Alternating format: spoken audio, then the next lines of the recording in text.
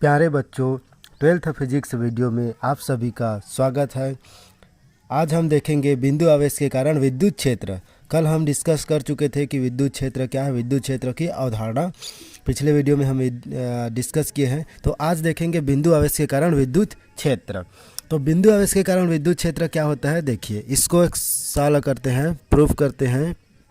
देखो एक क्या है, एक बिंदु ओ है, बिंदु ओ पर क्या है, प्लस क्यू आवेश रखा है। इस बिंदु ओ से आर दूरी पर एक बिंदु पी है जिस पर परीक्षण आवेश Q0 रखा हुआ है।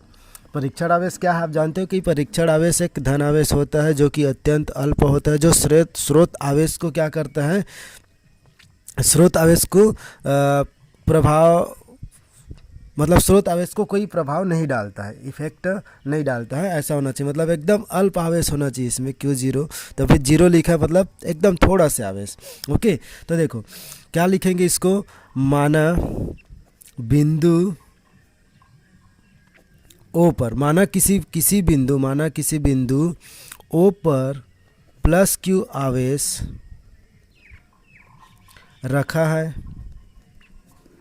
इस आवेश से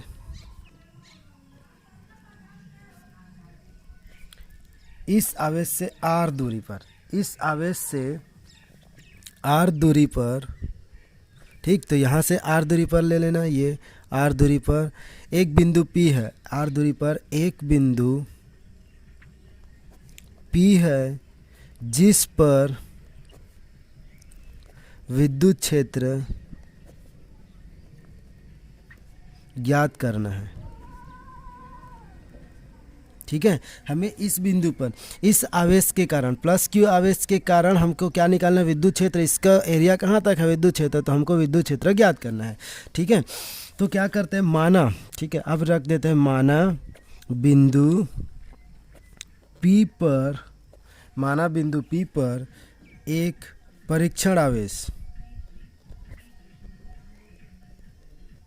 Q0 रखा है। तब देखो इन दोनों, अब ये क्या हो जाएगा, यहाँ से कुलाम का व्युत्क्रम नियम या कुलाम का नियम लागू हो जाएगा। तब बोलेंगे, तब कुलाम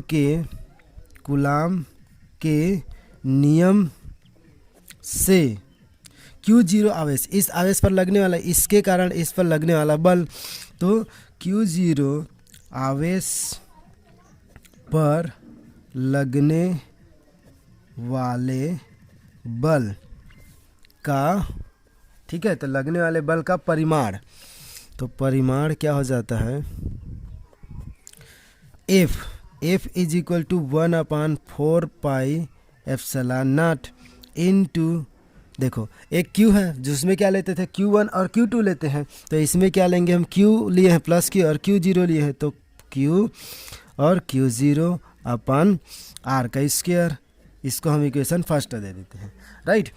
अब देखो बिंदु P पर विद्युत क्षेत्र का परिमाण क्या हो जाएगा, अतः बिंदु P पर विद्युत क्षेत्र का परिमाण, मतलब Q0 आवेश के कारण विद्युत क्षेत्र क्या होता है कि हमको डेफिनेशन पता है, E is equal to F/Q0 होता है, ये होता है ना। कल देखे थे विद्युत क्षेत्र, तो Q0 आवेश के कारण एकांक आवेश पर लगने वाले बल को विद्युत क्षेत्र कहते हैं। तो ये हो गया। अब समीकरण 1 से इसका मान हम रख देते हैं, तो समीकरण 1 से F का मान रखने पर, तो F का मान रखेंगे तो क्या हो जाएगा, E इज इक्वल टू, ठीक है, इसको देखो आप चाहो तो ऐसा लिख सकते हैं, F इंटू 1/Q0 ऐसा लिख सकते हैं। तो F का वैल्यू रखेंगे यहाँ, तो F का वैल्यू क्या है, 1/4πε0 इंटू Q0 अपन R का स्क्वायर इंटू 1/Q0। अब Q0 से Q0 क्या हो जाएगा, कैंसल, तो क्या मिलेगा हमको, 1/4πε0 इंटू Q/R का स्क्वायर, ये मिल जाएगा। ठीक है, तो ये हो गया हमारा बिंदु आवेश के कारण विद्युत क्षेत्र। तो बिंदु आवेश के कारण विद्युत क्षेत्र ये निकल गया। अब यदि आवेश के परावैद्युतांक, के है ना, कैपिटल के परावैद्युतांक के माध्यम में स्थित हो। ठीक है, यदि जो आवेश है के परावैद्युतांक वाले माध्यम में रखा है तब क्या बोलेंगे, तो E इज इक्वल टू हो जाएगा 1/4 पाई एप्सिलॉन नॉट और कैपिटल के का मल्टीप्लाई और Q/R का स्क्वायर। ये के परावैद्युतांक माध्यम में रखा है तब क्या हो जाएगा, विद्युत क्षेत्र की तीव्रता। तो यही बिंदु आवेश के कारण विद्युत क्षेत्र की क्या है, विद्युत क्षेत्र है, विद्युत क्षेत्र की तीव्रता। अब देखते हैं इसका दिशा किधर होता है। तो विद्युत क्षेत्र की दिशा किधर होगी ये देखते हैं, है ना। अब विद्युत क्षेत्र, क्योंकि विद्युत क्षेत्र एक सदिश राशि है, तो विद्युत क्षेत्र की दिशा, तो विद्युत क्षेत्र की दिशा, तो विद्युत क्षेत्र की दिशा किधर होगा। देखो ये चूंकि हम जानते हैं चूंकि समान आवेशों में प्रतिकर्षण होता है, समान आवेशों में प्रतिकर्षण होता है, अतः बिंदु P पर विद्युत क्षेत्र की दिशा, विद्युत क्षेत्र की दिशा, ठीक है, बिंदु P पर विद्युत क्षेत्र की दिशा क्या होगी, OP के अनुदिश होगी। क्यों, क्योंकि देखो यहाँ पर देखो ये क्या है, प्लस क्यू है, और ये भी जो परीक्षण आवेश होता है वो भी क्या होता है, प्लस क्यू होता है। तो देखो ये दोनों क्या हो जाएगा, प्लस क्यू और प्लस क्यू समान आवेश है दोनों, तो समान आवेश के कारण प्रतिकर्षण हो जाएगा, तो इसलिए इसकी दिशा किधर होगा, इधर हो जाएगा। तो इस पर लगने बल इधर लगेगा, तो बल इधर लग रहा है, इस पर लगने वाला, क्योंकि देखो दोनों समान आवेश है, समान आवेश है तो बल किधर लगेगा, इधर प्रतिकर्षण होगा तो बल इधर लगेगा। तो बल के अनुदिश विद्युत क्षेत्र किधर होगा, जिधर बल लगेगा उधर। तो OP के देखो O से किधर जा रहा है, O से P की ओर, तो OP के अनुदिश हो जाएगा। तो विद्युत क्षेत्र की दिशा किधर होगा, OP के अनुदिश होगी। तो विद्युत क्षेत्र की दिशा OP के अनुदिश, OP के अनुदिश, ठीक है, तो OP के अनुदिश होगी। और यदि क्या होता, परंतु यदि ठीक है, परंतु यदि बिंदु O पर ठीक है, बिंदु O पर क्या रखते, -Q आवेश रखा होता, ठीक है, बिंदु Q पर -Q आवेश रखा होता, ठीक है, रखा हो तो ऐसा कर लेना, रखा हो तो इस स्थिति में, तो इस स्थिति में क्या हो जाता, इस स्थिति में विद्युत क्षेत्र की दिशा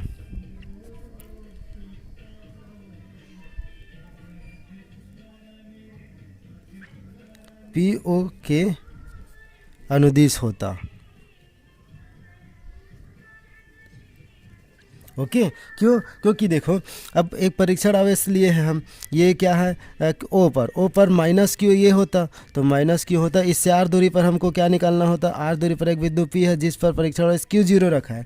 तो क्या होता, अब इस बार देखिए ये माइनस है और परीक्षण आवेश धन आवेश होता है, तो हम क्या करते हैं इसको, तो ठीक है, तो ये क्या करता है, इसको इधर आकर्षित करने लगता, तो इसकी दिशा भी इधर हो जाता, तो बल किधर लगता, इधर लगता, ठीक है, तो बल इधर अपनी ओर ये लेके आता, तो इधर लगता बल, ठीक है, क्योंकि आकर्षण होता, तो किसका हो जाता, अब PO के अनुदिश, क्योंकि इधर बल लगने लगता तो PO के अनुदिश हो जाता। क्लियर, तो इस प्रकार से आप विद्युत क्षेत्र की दिशा किधर होगी आप समझ सकते हो, तो जिधर बल लगेगा उधर ही विद्युत क्षेत्र की दिशा होगी। नोट या फिर बोल देते हैं महत्वपूर्ण परिणाम बोल सकते हैं। तो देखो इस पर हमको परिणाम क्या मिलेगा, क्या हो रहा है, देखो कि जो ये है विद्युत क्षेत्र जो निकाले हैं, तो विद्युत क्षेत्र किस पर निर्भर कर रहा है, तो देखो ये क्या है, ये तो कांस्टेंट वैल्यू है ना, विद्युत ये तो कांस्टेंट वैल्यू है, तो निर्भर किस पर कर रहा है, Q पर निर्भर कर रहा है। ये R दूरी ये तो फिक्स रहेगा, अब जहाँ पर एक बार रख देंगे, ठीक है, तो वहाँ पर से दूरी फिक्स रहेगा, तो ये केवल किस पर निर्भर कर रहा है, Q पर। तो Q क्या है, ये Q क्या है, +Q आवेश रखे थे, तो ये स्रोत पर निर्भर कर रहा है, मतलब स्रोत के आवेश पर निर्भर करता है। तो किसी बिंदु पर विद्युत क्षेत्र की तीव्रता किस पर निर्भर करता है, स्रोत आवेश पर निर्भर करता है, न कि परीक्षण आवेश पर। परीक्षण आवेश Q0 अगर रहता यहाँ तो Q0 पर निर्भर करता। तो देखो इस पर जो इसके आधारित हम कुछ रिजल्ट बनाते हैं या फिर नोट बोल सकते हैं, महत्वपूर्ण परिणाम। तो फर्स्ट क्या मिला हमको, तो किसी बिंदु पर विद्युत क्षेत्र स्रोत आवेश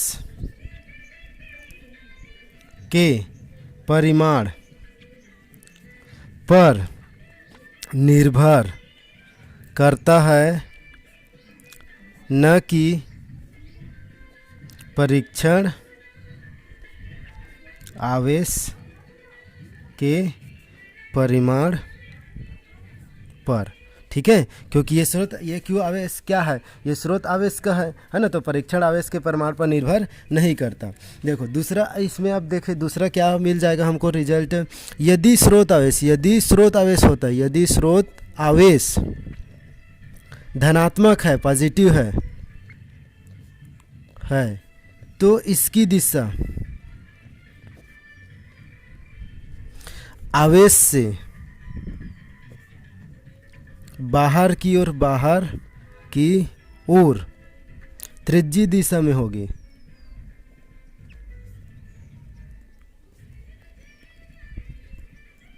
ठीक है, यदि स्रोत आवेश धनात्मक है तो इसकी दिशा क्या होगा, आवेश से बाहर की ओर त्रिज्यीय दिशा में होगी। मतलब क्या होता है कि देखो जैसे ये यहाँ पर स्रोत आवेश रखा है, तो यहाँ तो इसकी त्रिज्यीय दिशा बाहर की ओर होगी, है ना, तो इसकी जो दिशा होगा त्रिज्यीय बाहर की ओर ऐसा होगा, ये प्लस क्यू आवेश। ठीक है, तो क्या होगा, स्रोत आवेश धनात्मक है, मतलब स्रोत जो मेन धनात्मक है, तो क्या हो जाएगा, प्रतिकर्षण होने लगेगा। ऐसा प्रतिकर्षण, क्योंकि स्रोत आवेश धनात्मक है तो परीक्षण आवेश भी क्या होता है, धनात्मक होता है, तो इसकी दिशा त्रिज्यीय बाहर की ओर होगा। मतलब यहाँ पर कोई बिंदु आवेश रखा है, तो इधर अगर यहाँ अगर कोई आवेश रख दो परीक्षण आवेश, तो इधर जाएगा, यहाँ रखोगे तो इधर जाएगा, यहाँ रखोगे तो यहाँ, इधर जाओगे तो इधर, तो ऐसे ये क्या हो जाएगा, प्रतिकर्षण होगा। ठीक है, तो प्रतिकर्षण हो जाएगा, इसलिए त्रिज्यीय दिशा बाहर की ओर होगा। और यदि स्रोत आवेश ऋणात्मक है, ठीक है, यदि स्रोत आवेश ऋणात्मक है, इसको नहीं लिख रहा हूँ, तीसरा करके आप लिख सकते हो, तो यदि स्रोत आवेश ऋणात्मक है तो इसकी दिशा आवेश की ओर होगी, आवेश की ओर होगी। क्यों, देखो इसकी दिशा आवेश की ओर होगा, तो इसके लिए डायग्राम बनाएंगे। तो ये यहाँ अगर कोई स्रोत आवेश रखा हुआ है, ठीक है, स्रोत आवेश यहाँ रखा हुआ है, ठीक है, और स्रोत आवेश क्या है, ऋणात्मक है। ठीक है, तो स्रोत आवेश ऋणात्मक रहेगा, ठीक है, माइनस क्यू आवेश, तो इसकी दिशा किधर होगा, ऐसे आवेश की ओर होगा। क्यों, क्योंकि इधर जो आवेश परीक्षण आवेश रहेगा वो धनात्मक है और स्रोत आवेश ऋणात्मक है, तो अपनी ओर क्या करेगा, उसको आकर्षित करेगा। तो इसकी दिशा क्या हो जाएगा, त्रिज्यीय अंदर की ओर, या फिर बोल सकते हैं त्रिज्यीय अंदर की ओर, या बोल सकते हो आवेश की ओर होगी। क्लियर। तो देखो एक और, ठीक है, ये तीसरा, इसको तीसरा करके लिख लेना इसको। अब एक चौथा और देखते हैं, एक पॉइंट और है। ओके, ये महत्वपूर्ण परिणाम है, ये रिजल्ट है, आपको एग्जाम में, कंपटीशन एग्जाम में ऐसा देखने को मिल सकता है। विद्युत क्षेत्र क्या है, ये, ठीक है, तो विद्युत क्षेत्र इज इक्वल टू हमको ये मिला। तो अगर हम इन सब को क्या ले लेते हैं, कांस्टेंट लेंगे, तो कांस्टेंट की अगर लेंगे तो क्या हो जाएगा, ई अनुक्रमानुपाती 1/r का स्क्वायर हो जाएगा। ई अनुक्रमानुपाती 1/r का स्क्वायर मीन्स, जैसे फोर्थ लिखेंगे तो किसी बिंदु पर विद्युत क्षेत्र का परिमाण ई अनुक्रमानुपाती 1/r का स्क्वायर, ई अनुक्रमण, किसी बिंदु पर विद्युत क्षेत्र का परिमाण ई अनुक्रमानुपाती 1/r का स्क्वायर, जहाँ r स्रोत आवेश से उस बिंदु की दूरी है। ठीक है, r क्या है, स्रोत आवेश से उस बिंदु की दूरी है। अतः स्रोत आवेश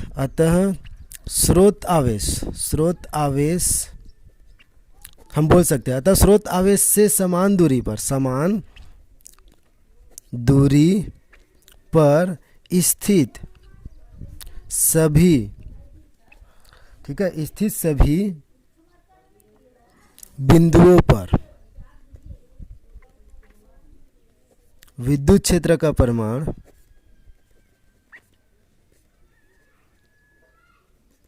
समान होता है। ठीक है, मतलब क्या है कि देखो किसी बिंदु पर विद्युत क्षेत्र का परिमाण E अनुक्रमानुपाती 1/r का स्क्वायर होता है, जहां r स्रोत आवेश से उस बिंदु की दूरी है। अतः स्रोत आवेश से समान दूरी पर स्थित सभी बिंदुओं पर विद्युत क्षेत्र का परिमाण समान होता है। जैसे कि मान लो ये से स्रोत आवेश है, ठीक है, मान लो हम एक गोला ले लेते हैं, जैसे कि गोला लेते हैं, ठीक, ये गोला है और ये गोले का केंद्र है। गोला मतलब ये पूर्णतः ठोस होता है ना, ये ऐसा, ठीक है। अब मान लो यहाँ ये गोले का केंद्र है, तो गोले के केंद्र पर मान लो हम कोई Q आवेश रख देते हैं, ठीक है। अब देखो यहाँ से यहाँ इसकी त्रिज्या क्या होती है, बराबर होती है। तो गोले के पृष्ठ पर देखो, ये गोले के पृष्ठ है, ये गोले का पृष्ठ है, ये वाला पोर्शन गोले का पृष्ठ है, ये सब गोले का पृष्ठ है। अब इस पृष्ठ पर पृष्ठ की दूरी यहाँ से क्या रहेगा, सबका समान रहेगा, इक्वल रहेगा। तो इन सब की दूरी इक्वल रहेगा, यहाँ से ये सब की दूरी इक्वल है, ये सब की, ठीक है। तो समान दूरी पर स्थित बिंदुओं पर विद्युत क्षेत्र क्या परिमाण क्या हो जाएगा, समान होगा। तो क्योंकि यहाँ से देखो ये केंद्र पर हम क्या रखें, प्लस Q आवेश रखें, तो यहाँ पर जो आवेश होगा इससे सब की दूरी क्या हो जाएगा, इसकी त्रिज्या बराबर होती है r, ठीक है। तो इसलिए इसके पृष्ठ पर विद्युत आवेश क्या हो जाएगा, समान रूप से वितरित हो जाएगा। तो आप बोल सकते हो कि इस प्रकार यदि कोई बिंदु आवेश किसी गोले के केंद्र पर स्थित हो, किसी बिंदु आवेश गोले के केंद्र पर स्थित हो, तो गोले के पृष्ठ के प्रत्येक बिंदु पर विद्युत क्षेत्र का परिमाण क्या हो जाएगा, समान होगा। विद्युत क्षेत्र के परिमाण समान होगा और समान रूप से क्या हो जाएगा, ये वितरित हो जाएगा। ओके, तो थैंक यू, आज के लिए इतना ही करते हैं। बाकी फिर नेक्स्ट डे हम विद्युत द्विध्रुव के कारण विद्युत क्षेत्र की तीव्रता विद्युत द्विध्रुव के कारण विद्युत क्षेत्र की तीव्रता ज्ञात करेंगे। Okay, thank you for watching this video.